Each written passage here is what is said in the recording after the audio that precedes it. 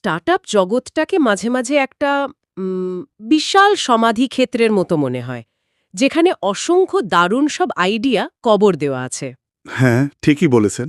দিনের পর দিন, হয়তো মাসের পর মাস কঠোর পরিশ্রম করে একটা প্রোডাক্ট বানানো হলো, কিন্তু শেষে দেখা গেল ওটা কেউ ব্যবহারই করছে না। এই দৃশ্যটা এতটাই পরিচিত যে আমরা প্রায় মেনেই নিয়েছি এটাই হয়তো ব্যবসার নিয়ম। প্রশ্ন হলো, এই যে ব্যর্থতার হার, এটা কি কমানো সম্ভব নাকি পুরোটাই ভাগ্যর খেলা? দেখুন, ভাগ্যের ওপর ভরসা না করে পুরো প্রক্রিয়াটাকে একটা বিজ্ঞানের মতো করে দেখার কিন্তু একটা উপায় আছে। আর সেটাই আমাদের আজকের আলোচনার একদম কেন্দ্রে। আমাদের হাতে আছে এরিক রিসের লেখা বিখ্যাত বই দ্য লিন স্টার্টআপ। এর মূল ধারণাগুলোর একটা সারসংক্ষেপ। এই বইটা কিন্তু ব্যবসার গতানুগতিক ধারণাকে প্রায় বলা যায় নাড়িয়ে দিয়েছে। কোন ধারণাটার কথা বলছেন? ওই যে আগে একটা নিখুঁত পারফেক্ট প্রোডাক্ট বানাও, তারপর সেটার জন্য গ্রাহক খোঁজো। রিস বলছেন এই পদ্ধতিটাই আসলে বেশিরভাগ ব্যর্থতার জন্য দায়ী। ঠিক তাই। আর আমাদের আজকের লক্ষ্য হল বইটার মূল দর্শনটা বোঝা। মানে শুধু এমভিপি বা পিভেট এর মতো বাজওয়ার্ডগুলো জানা নয়, একদম। বরং এর পেছনে যে মানসিকতাটা, সেটা বোঝা। কিভাবে কম সময়ে, কম ঝুঁকিতে এবং ক্রমাগত শিখতে শিখতে একটা সফল উদ্যোগ গড়ে তোলা যায়। তাহলে চলুন এই পদ্ধতির একেবারে ভেতরে প্রবেশ করা যাক। মানে বিল্ড, মেজার, লার্ন চক্র। অবশ্যই। এই চক্রটাকেই বলা যায় লিন স্টার্টআপের ইঞ্জিন। দেখতে সহজ মনে হলেও এটার প্রয়োগ কিন্তু বেশ গভীর। প্রথম ধাপ বিল্ড, মানে তৈরি করা।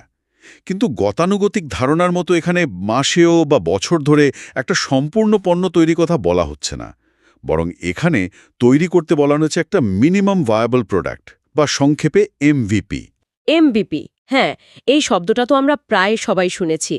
কিন্তু আমার মনে হয় এর ধারণাটা অনেকে একটু ভুলভাবে বোঝেন। অনেকেই ভাবেন এমভিপি মানে হলো একটা খারাপ বা অর্ধেক বানানো প্রোডাক্ট বাজারে ছেড়ে দেওয়া। কিন্তু বইটাতে তো ঠিক তা বলা হয়নি, তাই না? না, বিলকুল না। একটা এমভিপি ঠিক কতটা মিনিমাম হওয়া উচিত? এর মান যদি খারাপ হয়, তাহলে তো গ্রাহকরা শুরুতেই আগ্রহ হারিয়ে ফেলবে। চমৎকার প্রশ্ন। আর এটাই এমভিপি সংক্রান্ত সবচেয়ে বড় ভুল ধারণা। এমভিপি মানে সস্তা বা খারাপ প্রোডাক্ট নয়, একদমই নয়।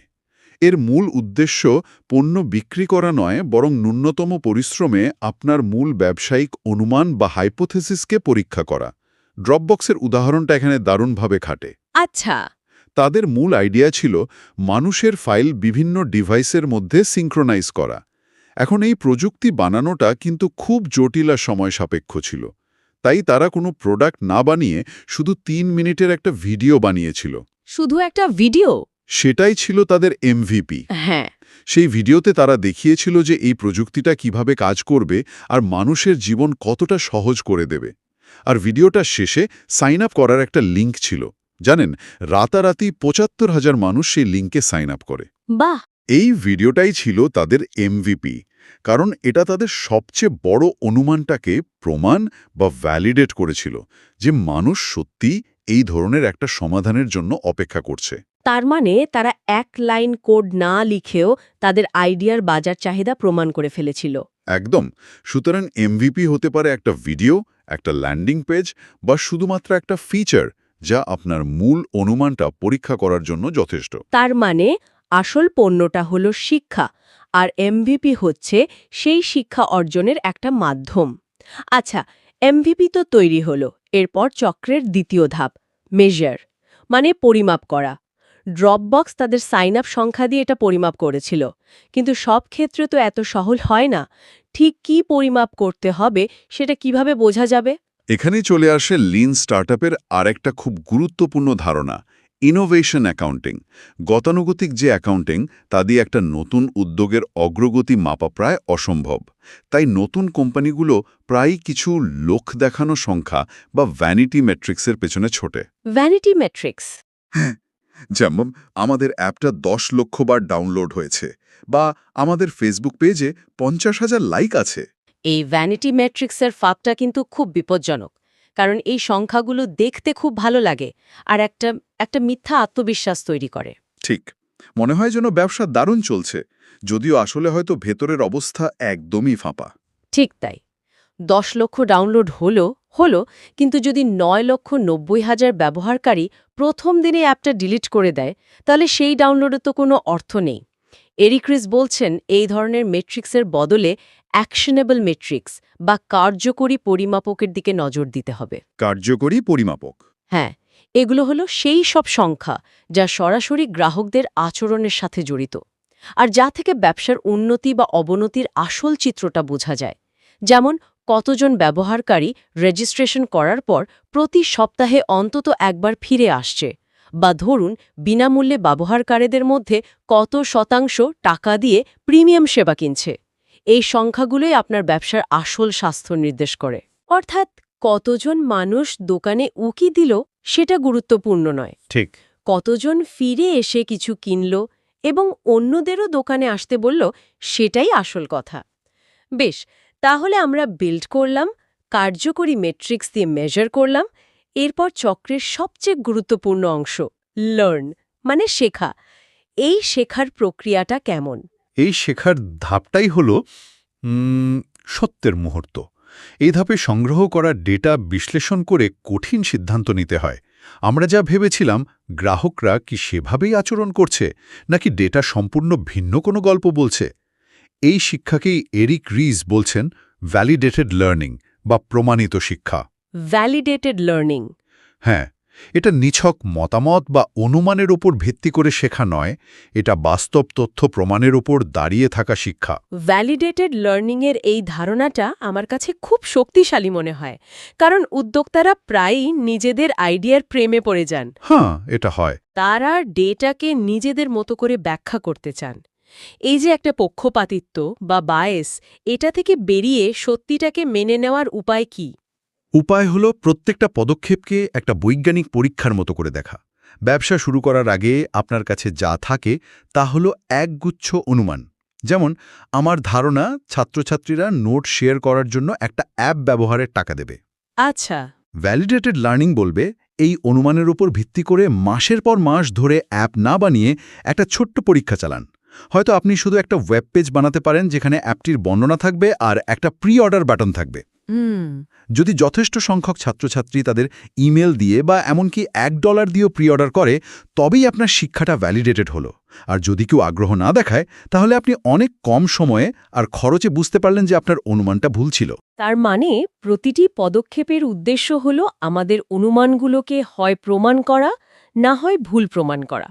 কিন্তু এখানেই সবচেয়ে কঠিন প্রশ্নটা আসে। ধরুন আপনি বিল্ড মেজার লার্ন চক্র কয়েকবার চালালেন, আপনি সৎভাবে ডেটা বিশ্লেষণ করলেন এবং বুঝতে পারলেন যে আপনার মূল ধারণাটাই কাজ করছে না। গ্রাহকরা পণ্যটা একরকম প্রত্যাখ্যান করছে। এটা তো যে কোনো উদ্যোক্তার জন্য একটা দুঃস্বপ্নের মতো, তাই না? অবশ্যই। তখন কি করার আছে? হাল ছেড়ে দেওয়াই কি একমাত্র পথ? না। আর এখানে লিন স্টার্টআপের সবচেয়ে বিখ্যাত এবং সম্ভবত সবচেয়ে ভুল বোঝা ধারণাটা আসে, পিভট। পিভট। হ্যাঁ, পিভট। পিভট মানে কিন্তু হাল ছেড়ে দেওয়া বা ব্যর্থতা স্বীকার করা নয়। এর অর্থ হল আপনার মূল লক্ষ্য বা ভিশন ঠিক রেখে কৌশলগতভাবে দিক পরিবর্তন করা। আমি এই পিভট শব্দটা নিয়ে প্রায়ই ভাবি। বাইরে থেকে দেখলে সফল পিভটগুলোকে খুব বুদ্ধিদীপ্ত সিদ্ধান্ত বলে মনে হয়, কিন্তু যিনি ওই সিদ্ধান্তের মধ্যে দিয়ে যাচ্ছেন, তার কাছে কি এটা একটা সুন্দর নাম দেওয়া ব্যর্থতার মতো শোনায় না? এটা শোনাই স্বাভাবিক। চেষ্টা করছি। এই কঠিন সত্যিটা মেনে নেওয়া তো সহজ নয়। বিলকুলই সহজ নয়। আর এখানেই উদ্যোক্তার মানসিকতার সবচেয়ে বড় পরীক্ষা। পিভট কোনো আবেগপ্রবণ বা হঠাৎ করে নেওয়া সিদ্ধান্ত নয়। এটি একটি কাঠামোগত কোর্স কারেকশন, যেটা ভ্যালিডেটেড লার্নিংয়ের উপর ভিত্তি করে নেওয়া হয়। যখন ডেটা পরিষ্কারভাবে বলছে যে বর্তমান কৌশলটা একটা মৃতপ্রায় ঘোড়াকে ছোটানোর মতো, তখন জেদ ধরে বসে না থেকে দিক পরিবর্তন করাই বুদ্ধিমানের কাজ। ইনস্টাগ্রামের গল্পটা এখানে সবচেয়ে ক্লাসিক উদাহরণ। তারা তো প্রথমে অন্য কিছু ছিল, তাই না? হ্যাঁ, ইনস্টাগ্রামের প্রথম সংস্করণটির নাম ছিল বরবেন। বারবেন। হ্যাঁ, এটি ছিল ফোরস্কোয়ারের মতো একটা লোকেশন ভিত্তিক চেক ইন অ্যাপ, যেখানে ছবি শেয়ার করার একটা ছোট অপশনও ছিল। কিন্তু এর প্রতিষ্ঠাতারা ডেটা বিশ্লেষণ করে দেখলেন যে মানুষ চেক ইন বা অন্যান্য জটিল ফিচারগুলো প্রায় ব্যবহারই করছে না। তারা শুধু একটা কাজই বারবার করছে, ছবি তোলা, ফিল্টার লাগানো এবং শেয়ার করা। দারুণ তো, তার মানে ব্যবহারকারীরাই তাদের পথ দেখিয়ে দিচ্ছিল। এক্কেবারে। তখন তারা একটা সাহসী সিদ্ধান্ত নিলেন। তারা বর্বানের বাকি সব ফিচার ফেলে দিয়ে শুধুমাত্র ফটো শেয়ারিংয়ের উপর ফোকাস করে অ্যাপটিকে নতুন করে তৈরি করলেন। আর সেটাই ছিল পিভট। এই কৌশলগত পরিবর্তনটাই ছিল তাদের পিভট, এবং বাকিটা তো ইতিহাস। তারা কিন্তু তাদের মূল ভিশন, মানুষকে সহজে যোগাযোগ করতে সাহায্য করা, সেটা থেকে সরে যায়নি, কিন্তু সেই ভিশনে পৌঁছানোর কৌশলটা পুরোপুরি বদলে ফেলেছে। পিভট হলো এই ধরনের নিয়ন্ত্রিত পরিবর্তন। এই উদাহরণটা শোনার পর বিষয়টা অনেক পরিষ্কার হলো। এটা আসলে ব্যর্থতাকে আলিঙ্গন করে সেখান থেকে শিক্ষা নিয়ে নতুন পথে এগিয়ে যাওয়ার একটা প্রক্রিয়া। তাহলে পুরো আলোচনাটা যদি এক জায়গায় নিয়ে আসি, লিন স্টার্টআপ কোনো নির্দিষ্ট ফর্মুলা বা টুলকিট নয়, বরং এটা একটা মানসিকতা। ঠিক, আপনি সারমর্মটা নিখুঁতভাবে তুলে ধরেছেন। এর মূল কথা হল, ব্যবসার শুরুতে আমাদের কোনো কিছুই নিশ্চিতভাবে জানা থাকে না।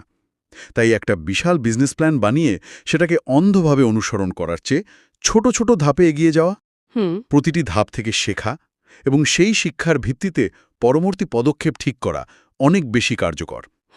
আর এই দর্শনটা কিন্তু শুধু সিলিকন ভ্যালির টেক স্টার্টআপগুলোর জন্য নয়। আমিও ঠিক এটাই ভাবছিলাম।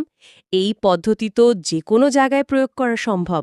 একটা বড় কোম্পানি যখন নতুন কোনো পণ্য বাজারে আনতে চায়, তারাও তো এমভিপি দিয়ে শুরু করতে পারে। অবশ্যই পারে। একজন লেখক তার নতুন বইয়ের আইডিয়াটা কয়েকটা ব্লগ পোস্ট লিখে পরীক্ষা করতে পারেন। এমনকি একজন শিল্পীও তার নতুন ধরনের আর্টওয়ার্ক প্রথমে ছোট আকারে প্রদর্শন করে মানুষের প্রতিক্রিয়া দেখতে পারেন। একদম। যে কোনো নির্মাতা, ব্যবস্থাপক বা এমনকি অলাভজনক সংস্থা যারা সীমিত সম্পদ ব্যবহার করে বড় কোনো প্রভাব ফেলতে চায়, তাদের জন্য এই নীতিগুলো অপরিহার্য। আজকের এই দ্রুত পরিবর্তনশীল বিশ্বে, যেখানে গ্রাহকদের চাহিদা, প্রযুক্তির ল্যান্ডস্কেপ সবকিছু প্রতিনিয়ত বদলাচ্ছে, সেখানে এই অভিযোজন ক্ষমতা বা অ্যাডাপ্টেবিলিটি থাকাটাই টিকে থাকার মূল চাবিকাঠি। লিন স্টার্টআপ আমাদের সেই অভিযোজিত হওয়ারই পথ দেখায়। আমাদের আলোচনার প্রায় শেষ পর্যায়ে এসে মূল ধারণাগুলো আরেকবার মনে করে নেওয়া যাক। আমরা শুরু করেছিলাম বিল্ড, মেজার, লর্ন চক্র দিয়ে, যা দ্রুত শেখার একটি কাঠামো। আমরা জেনেছি মিনিমাম ভায়াবল প্রোডাক্ট বা এমভিপির আসল অর্থ, যা পণ্য নয় বরং একটি পরীক্ষা। এরপর আমরা ভ্যানিটি মেট্রিক্সের ফাঁদ এড়িয়ে ইনোভেশন অ্যাকাউন্টিংয়ের মাধ্যমে কিভাবে আসল অগ্রগতি পরিমাপ করা যায় তা নিয়ে কথা বলেছি। আর সবশেষে আমরা পিভটের শক্তিশালী ধারণাটি বুঝেছি, যা আমাদের শেখায় কিভাবে ব্যর্থতার দ্বারপ্রান্ত থেকে ঘুরে দাঁড়িয়ে সফল হওয়া যায়। এই সবকিছু মিলিয়েই লিন স্টার্টআপ দর্শন, যা আসলে ব্যর্থতার ভয়কে কমিয়ে এনে পরীক্ষা নিরীক্ষা করার সাহস যোগায়। আজকের আলোচনা শেষ করার আগে শ্রোতাদের জন্য একটা ভাবনা রেখে যেতে চাই। বইটিতে এই পদ্ধতি ব্যবসা বা প্রজেক্টের ক্ষেত্রে প্রয়োগ করার কথা বলা হয়েছে, কিন্তু এই বিল্ড, মেজার, লার্ন চক্র কি আমাদের ব্যক্তিগত বা পেশাগত জীবনেও একইভাবে প্রাসঙ্গিক নয়? খুব ইন্টারেস্টিং প্রশ্ন। আমরা যখন কোনো নতুন কেরিয়ারের পথে হাঁটার কথা ভাবি, তখন কি পুরো জীবনটা বাজি না রেখে ছোট কোনো অনলাইন কোর্স বা ফ্রিল্যান্স প্রজেক্ট অর্থাৎ এমভিপির মাধ্যমে সেই পথটা পরীক্ষা করে দেখতে পারি না? সেখান থেকে পাওয়া অভিজ্ঞতা মানে মেজর এবং শিক্ষা মানে লার্ন কি আমাদের বলে দিতে পারে না যে এই পথটা আমাদের জন্য সঠিক কিনা? অথবা প্রয়োজনে আমাদের কেরিয়ারে একটি পিভট করার সাহস জোগাতে পারে না, যাতে ভুল পথে বছরের পর বছর নষ্ট না হয়?